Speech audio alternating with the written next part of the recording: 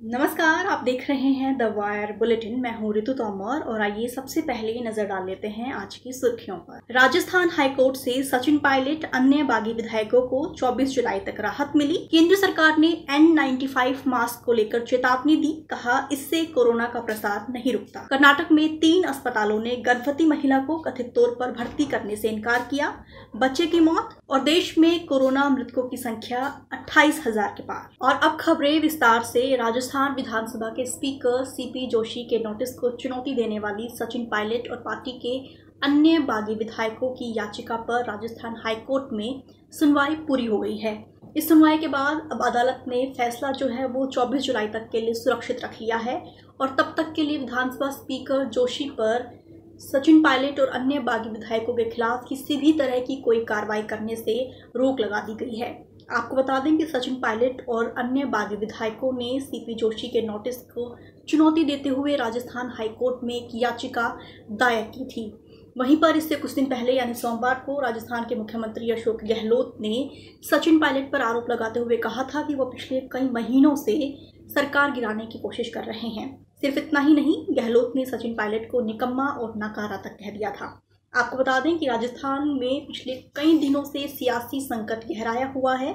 इस संकट के बीच राजस्थान के मुख्यमंत्री गहलोत ने 2 बार विधायक दल की बैठक बुलाई थी, जिसमें सचिन पायलट और उनके खेमे के कुछ विधायक नहीं पहुंचे थे, जिसके बाद सरकार ने कार्रवाई करते हुए सचिन पायलट को राज्य के उप मुख्यमंत्री पद और प्रदेश कांग्रेस अध्यक्ष के पद से हटा दिया था।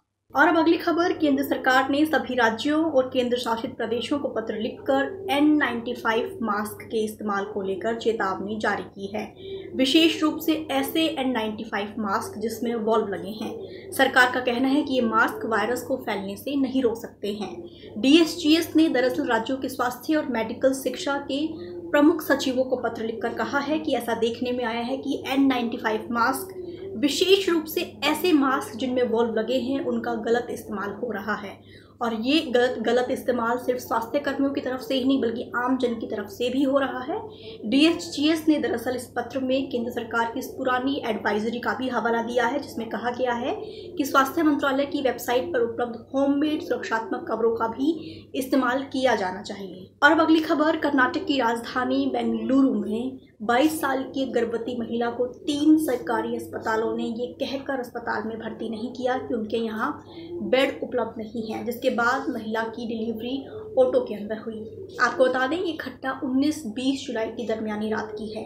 19 जुलाई की अलसुबह महिला को लेबर पेन शुरू हुआ, जिसके बाद महिला का परिवार उसे ऑटो में बिठाकर अस्पताल की ओर निकला, लेकिन करीब 6 घंटे तक सड़कों पर भटकने के बावजूद किसी भी सरकारी अस्पताल ने महिला को बेड ना होने का हवाला देकर भर्ती नहीं किया, जिसके बाद महिला की जो डिलीवरी है वो ऑटो के अंदर ही हो गई। इसके बाद ऑटो चालक महिला को KC जनरल अस्पताल लेकर पहुंचा, लेकिन गेट के बाहर ही महिला के बच्चे की मौत हो गई। अब आपको बता देते हैं वो कौन से 3 सरकारी अस्पताल है जिन्होंने बेड नहीं होने का हवाला देकर महिला को भर्ती होने से इनकार कर दिया। तो 3 अस्पताल श्री रामपुर अस्पताल, विक्टोरिया अस्पताल और वनी विलाद अस्पताल है, जिन्होंने कहा कि उनके यहाँ बेड उपलब्ध नहीं है, जिस वजह से उन्होंने गर्भवती महिला को भर्ती करने से मना कर दिया। और अब बुलेटिन की आखिरी खबर। देश में बीते 24 घंटों में कोरोना वायरस के कुल 37,148 नए मामले सामने आए हैं, जिसके बाद देश में कुल मामलों की जो संख्या है वो बढ़कर 11,56,000 से ज़्यादा बताई जा रही है।